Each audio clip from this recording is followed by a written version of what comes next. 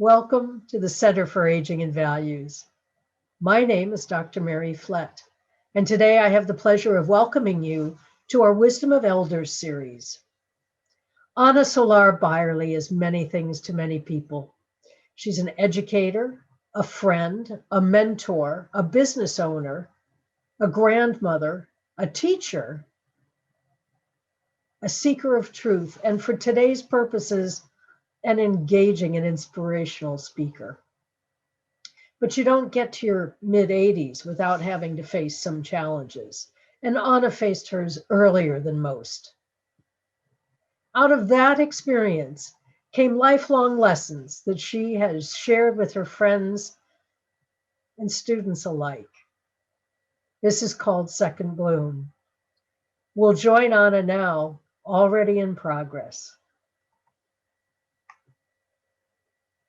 He said, well, and the guy on the podium says, oh, and here is Dave. Dave, so glad to Dave. Here's our speaker. She's a little late, but I know she's going to have lots of wonderful things to tell us. And we've got some new varieties coming in. And anyway, welcoming to Anna Byerly. And as I said, holy cow. So I get to the podium and Mr. Rigetti is still by my side. The speaker's still announcing. And he said, what are you going to talk about? And I said, well, my talk is about Second Bloom, and it's something like, wonderful magic. And he said, oh, God, is this a woman thing? And I said, well, by that time, I'm in front of the podium, right? But anyway, I'm going to tell you something that happened. When I finished, there was a little bit of quiet. I mean, there was like, whoa, wasn't that great? The guys are kind of looking at each other, and then there's an applause. And I'm going to tell you that every July, I received a bouquet of flowers from Mr. Rigetti until he passed away. So I guess Second Bloom was not just a woman thing. The first time I heard the phrase Second Bloom, when I was about 6 years old. I lived in the Mission then. And those of you that are familiar with San Francisco and the Mission, there were flats. And we lived in the upstairs flat. And on the next flat over was a wonderful family, the Chen family. And I would come home from school, and the flat had a long hall, rooms on each side.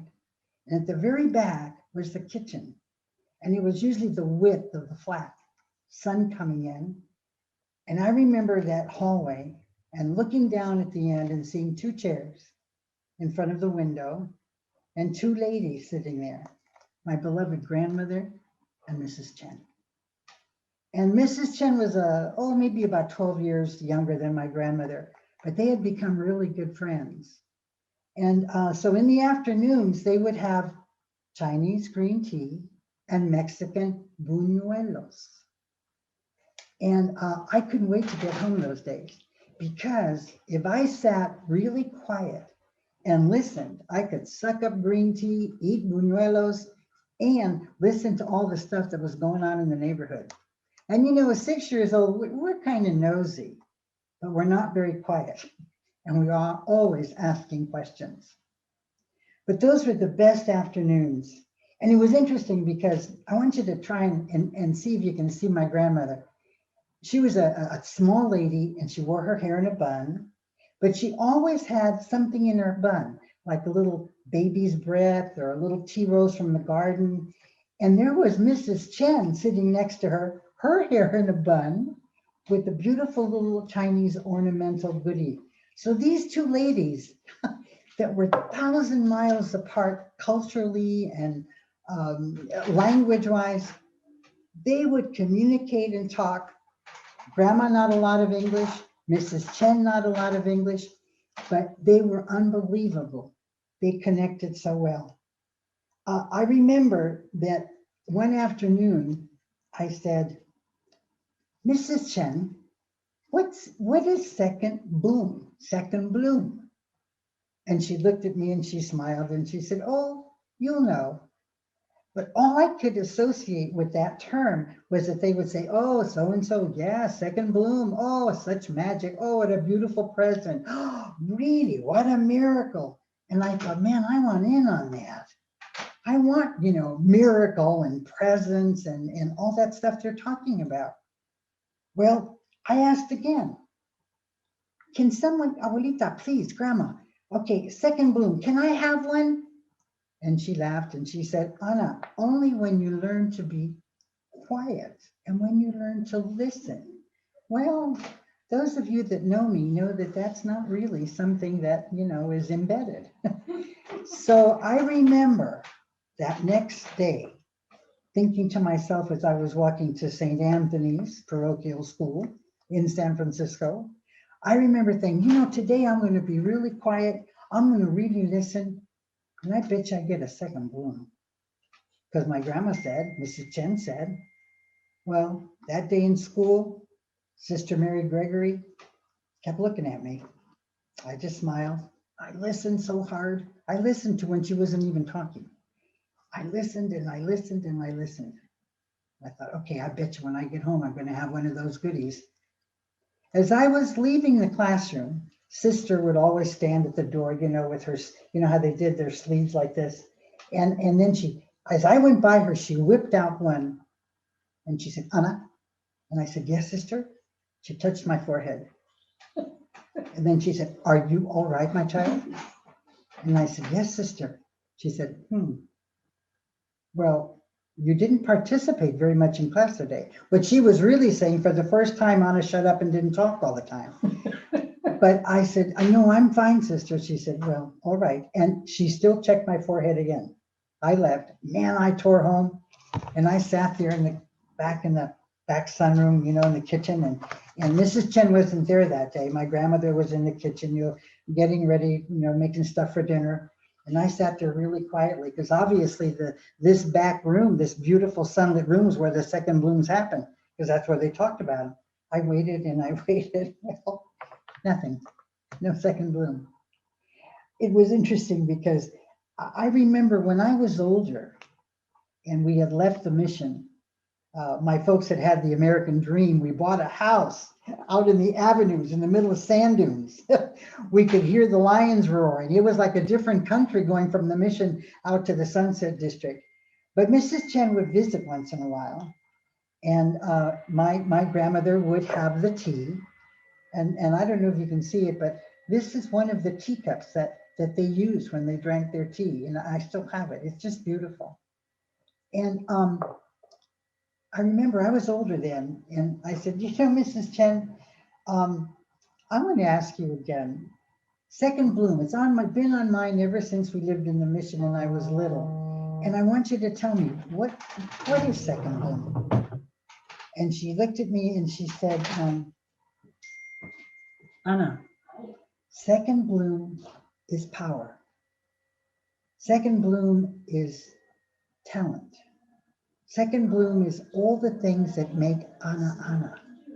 You've been given many second blooms all these years and you didn't even know it because you don't know you get the second bloom until you are quiet and you listen and you look at where you are and what's around you. She said, you've had so many. You've been blessed with a lot of second blooms. You must learn to treasure them. You must learn to say to yourself, what gifts have I been given? And I thought to myself, what gifts have I been given? And, I wasn't that much older, and I thought to myself, curly hair, because then I don't worry if it's raining. And Mrs. Chen just laughed and she said, well, that's a small second gift. She said, but you have received many. The thing is, you have to treasure the gifts. You have to recognize them. You have to learn not to be afraid when someone gives you a second gift, because sometimes they're not wrapped in beautiful paper. Sometimes they're just wrapped in plain brown paper. So you have to treasure those gifts, and you have to listen for the signs. There are signs? Oh, yes. She said, you always know when you're going to receive a second bloom. The first thing you have to do is you have to listen, and you can't be afraid. And even if the second bloom gift is something that you say, trust. You will never be given a second bloom that isn't going to Fill your life with joy, perhaps a different joy, but joy. Well, I spent a lot of wonderful times talking to my grandmother and Mrs. Chen, either on the phone, remembering the flat and the mission, walking along the beach on out in the Sunset District.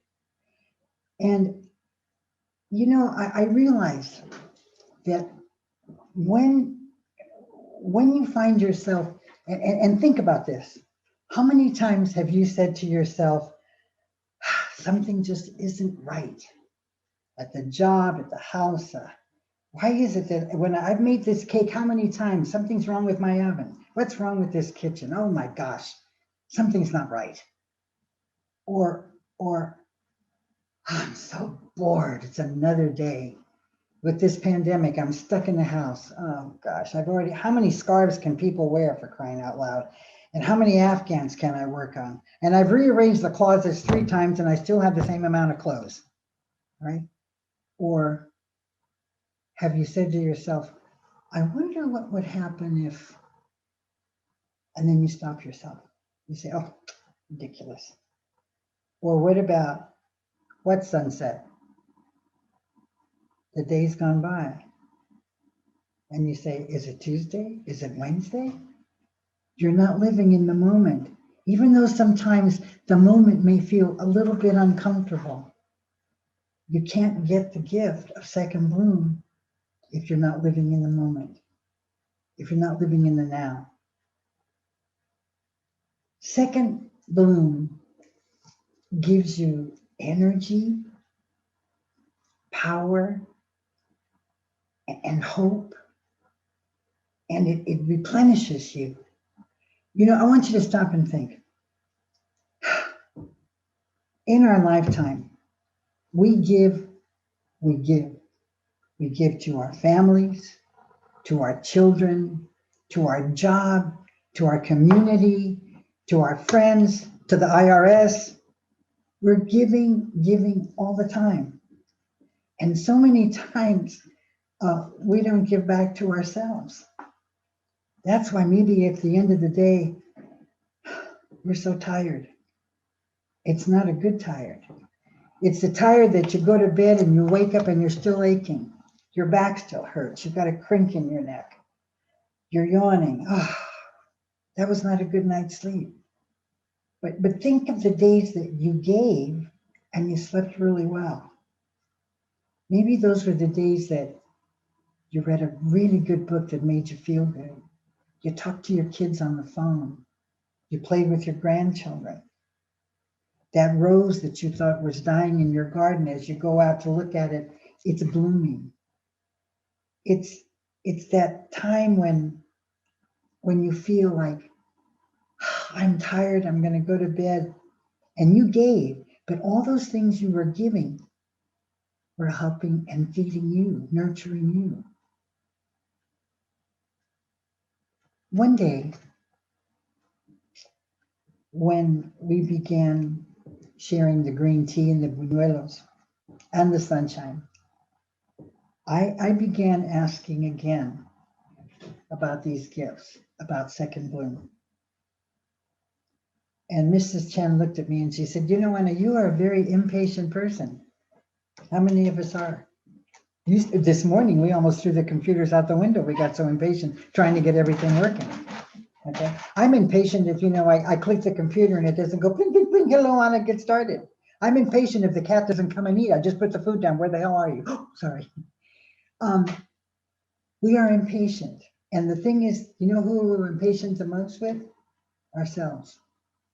I ordered all this stuff online to lose weight. I sucked all that stuff up. I drank the water. I took the pills. I weighed every day. 2 weeks, nothing happened. I threw it all out. It doesn't work. My friend did it. After 3 months, she looked great. If I had just waited a little bit longer, maybe, right? Mrs. Chen said, sometimes second bloom is right there. It's going, let me in, let me in. But we're so busy giving and we're doing this and we're doing that. And second bloom gets upset. And it says, I've got to get this woman's attention. I've got to get this guy to listen to me. And second bloom sometimes isn't very gentle when it tries to get your attention. Let me tell you about my life before second bloom. Man, I was something else. I was super mom. I'll do it. Don't worry, you'll be there on time. I was super friend. Tell me, I'll help you. I was super person at all those meetings. You know those meetings where they ask for volunteers? Hands up, Hannah, there it was. I'll do it. Fine. And then you go and you say, oh my God, but you do it. I was doing for everybody. I was super mom. I was on roller skates and a skateboard, rushing through every day, feeling so good because I was in control. I could fix it. I even found time to go to the gym, believe it or not. I would go to the gym and man, I worked out and I was super gym there.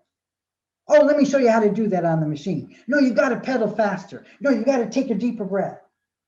I was so busy that I didn't notice that after a while, my left side would hurt. No time for that. No time to listen. No time to think about that. Oh, it's just, because I worked out too hard. Anna, maybe you should have that looked at. I don't think okay. Not taking care, not looking, not giving back. Busy, busy, busy, in control. Well, oh, and besides that, my ego was like way out there. Then one day, you know what? My life came to a screeching stop. It turned itself inside out and backwards. And it just stood still in the time it took for someone to say to me, Anna, you have cancer. What? Me? I have cancer? No, there has to be a mistake. Cancer doesn't happen to people like me. I'm good. Hey, I'm super mom. I'm super friend. I'm super. No. You've made a mistake. Check that again. Anna, we have.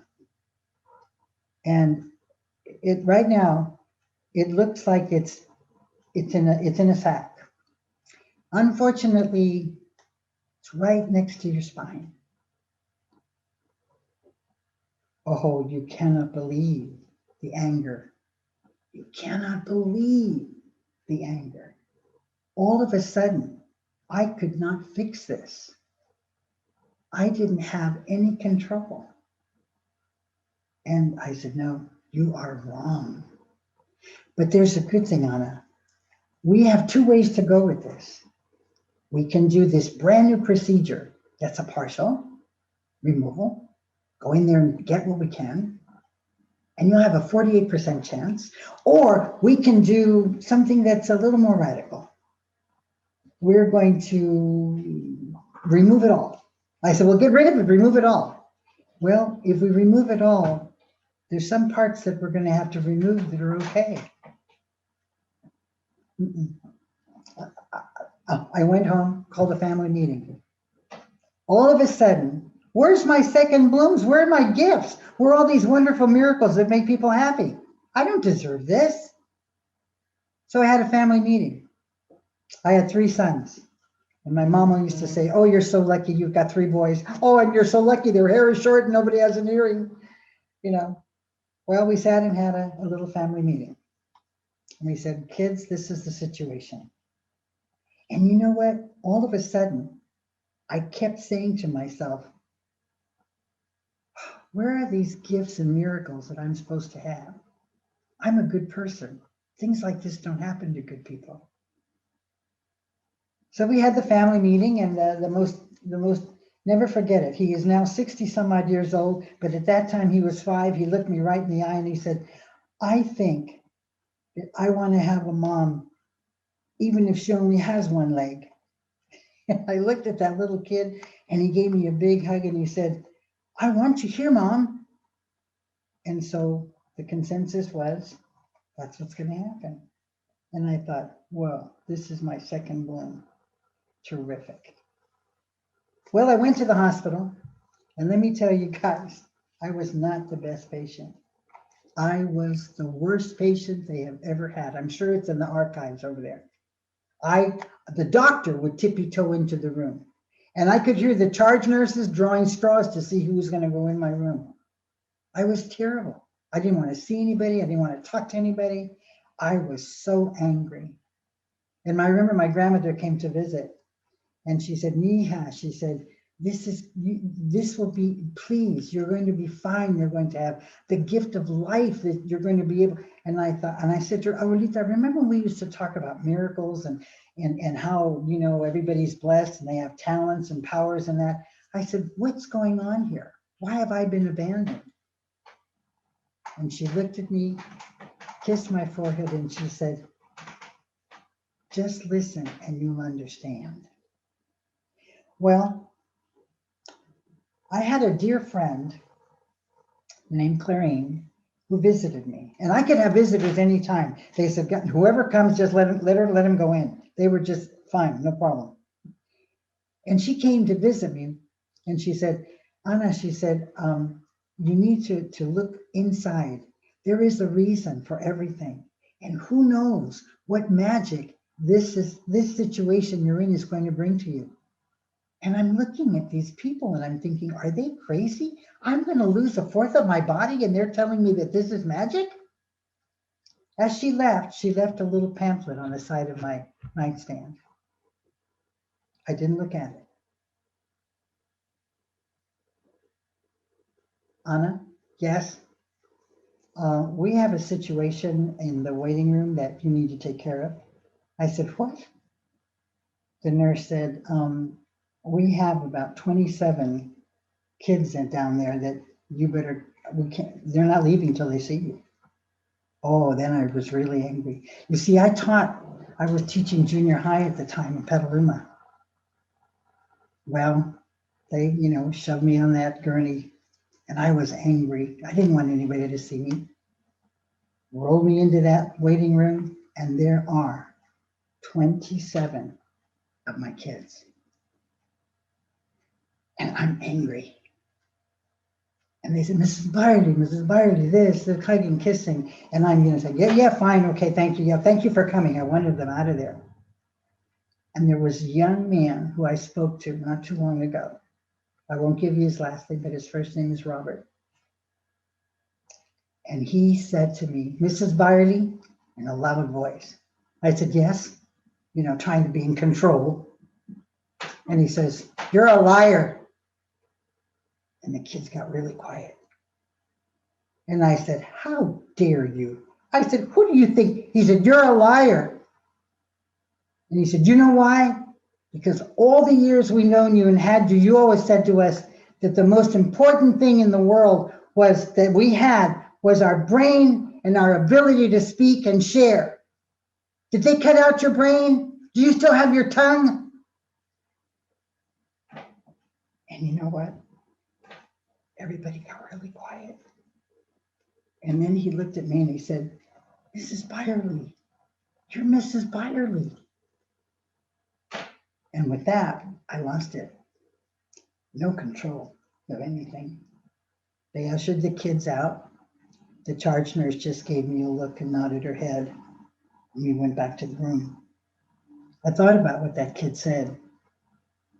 Well, that night, something else happened. It was late. The room was dark. And all of a sudden, you know how you open a door and you see a ray of light from the hallway? I turned around and it was Mrs. Chen. Mrs. Chen. And behind her was her daughter. And it was late. I turned around and I looked and I said, Mrs. Chen, what are you doing here? And she didn't say anything. And her daughter said, Anna, she said, I know it's late, but we know you can have visitors anytime you want. She said, and Mom said she wanted to see you. She shuffled over to the bed. And you know, I can't explain it, but there was just a moment there where I was angry, just for a minute. And then I started to cry. You know what? In all that time, I hadn't really cried. Why? Because I still thought that I could fix this. Mrs. Chen grabbed my hands. She looked at me. She said, Anna, please listen. She said, second bloom. And I thought, second bloom? What is she talking about? And I said, Mrs. Chen, I don't understand. And then again, I went into the shtick, I'm a good person. I don't deserve this. Where is my miracle? Where are my gifts? My life was good, and now, Mrs. Chen, I have nothing. And she shook her head, still smiling, squeezed my hands even tighter. And she said, you have forgotten to listen. You have forgotten to say thank you. You have forgotten to just be still. This is where you are. Listen, it will be good. Well, that made no sense at all. She squeezed my hands and her daughter said, Mom, we really have to go. And she left. I didn't see Mrs. Chen again after that. She passed away. But I remember that night. I tossed and I turned. I couldn't sleep. I went from crying to anger to the poor me to, oh yes, I can do this. And then I saw the pamphlet that my beloved friend had left earlier. I picked it up. And the very first lines that I read, and I'm going to read them because I don't want to screw them up. The very first line of the pamphlet, and it had a beautiful Buddha on the front. And I have been going to the Buddhist temple. I started going because of the teriyaki feed.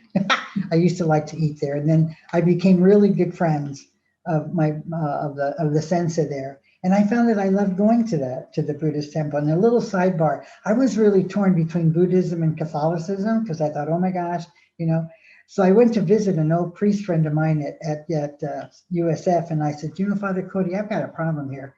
I said, I love going to the Buddhist temple, and I leave there, and then I go to Mass at the Catholic Church. I said, is that okay? What do you think? He laughed, and he said, I'm going to ask you one question, my dear. He said, do you believe that the Buddha's God? And I said, well, no, Father. He said, then what's the problem? He said, they're good friends. He said, they talk to each other all the time. He said, so go and burn your incense and then go drop something in the box when you go to church. And then I thought, okay, well, that was a little sidebar, but this is why when Clarine came, she was one of my friends at the temple and left me this little pamphlet. There was this beautiful Buddha on the cover. And this is what it said. I love you as you are. Come as you are. Know who you are. Love who you are. Live who you are. And celebrate the gifts. Wow. Celebrate the gifts. I love you as you are. Come to me as you are. Wow. I'll tell you what, I really cried and I slept. And you know what? The next morning, I think the charge nurse was really confused and checked her meds thinking she'd given me happy pills. Because when she walked in, I said, good morning. Good morning. How are you? And she said, I'm fine. And then she left the room.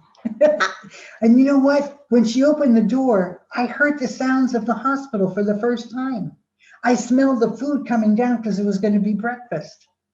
I heard the sounds. I was there. I was in what they had talked about on that back flat. I was in the moment. I was in the now. I was listening.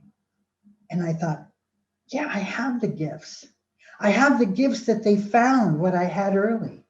I had the gift of being in this incredible hospital that knew what to do. I had the gift of being alive and having people that cared and 27 kids that came to see me and a husband that took over raising these 3 boys, because I was in the hospital, not like now. In those days, they didn't have all the goodies they have, and I was there for 2 months. And I had all that. Those were the gifts that were given to me. I still didn't understand the sock between the eyes that the second bloom was, but I was getting there. And I remember looking out the window of that hospital and seeing the sun come up over Golden Gate Park, looking at the trees and the colors. You know how many times I had driven through Golden Gate Park, you know, beyond the speed limit, I'm sure, because I was rushing to do and rushing to go. I looked at that park that I had passed so many times in my life, and I thought, wow, what a beautiful park we have in San Francisco. It's like I was seeing it for the very, very first time. I thought, okay, I went down for my physical therapy, and I thought, wow, look at this young man that's helping me. That's the first time I'd seen his face. And I'd been to physical therapy many times while I was there. I finally asked his name. And then as going down the hall, I see this little girl walking, and she has some flowers. She's going to see her brother, who's in the hospital. And I said, good morning. And she looked at me and she said, hi, lady. And then you know what's so funny? Because, you know, obviously you got that gown on and you're lucky covers anything. But all of a sudden she looked at me and she said, lady, where's your other leg? As little kids will do. And you know what? It was really, I was so bad. I said, oh my goodness, I had it a minute ago. And she laughed and she looked and I said, and then she said, no, you didn't. And then on the way to my room, I thought, I just made a joke out of something that had devastated me, had just ended my life 3 weeks ago. What was going on? What gifts? Hey, what's happening to me? Well, it's interesting because I found out that, you know, I had to walk slower. And by walking slower, you know what? In the years that this was a long time ago, this happened in 1974. In all that time before that, I had rushed by people because I was in a hurry. Now I was forced to slow down. And I've made so many friends by slowing down. I had to ask for help. Would you please open the door for me? Oh my gosh, what happened? I could do it all, remember? One of the lessons and gifts I was given was to be able to ask for help and to be able to use the word thank you. I realized that this slowing down of my life opened all kinds of incredible doors to friendships, to adventures, to new challenges, to new beginnings that I would know. Do I miss my leg? Sure, I miss my leg. Every time I hear some music, man, I want to dance because I was an incredible dancer. But then I thought, I can't dance anymore, but I still have music. I'm going to learn to play the guitar. And I did until my kids hit it because they said, Mom, we can't handle Lemon Tree one more time. But, you know, it's unbelievable to me that these things happen. And, you know, about, what was it? Now, 7 years ago, it was 7 years ago,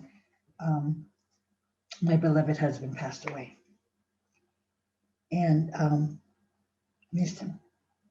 I was, you know, sad and lost. And again, you know. And I was at the temple and I said to the sensei, you know, sensei, I miss Ed so much. And he said to me, oh, Anna, he said, I am so glad that I had just given the talk on Second Bloom, you know, about 4 weeks before he passed at the temple. And he said to me, oh, he said, the second bloom has been given to your husband. And I said, what? And he said, the second bloom, you know, the gift has been given to your husband because now the gift is no more pain, no more worry, no more stress.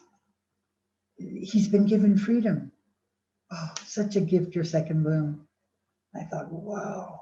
And then he said to me, oh, and now, he said, why do you have sad face? He said, your husband has given you the gift of second bloom.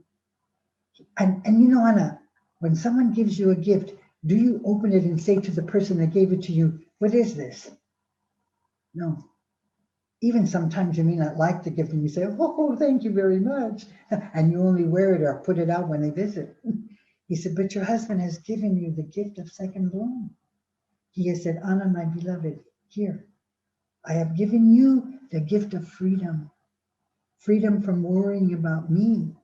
Freedom from having to deal with the suffering and the pain and watching me.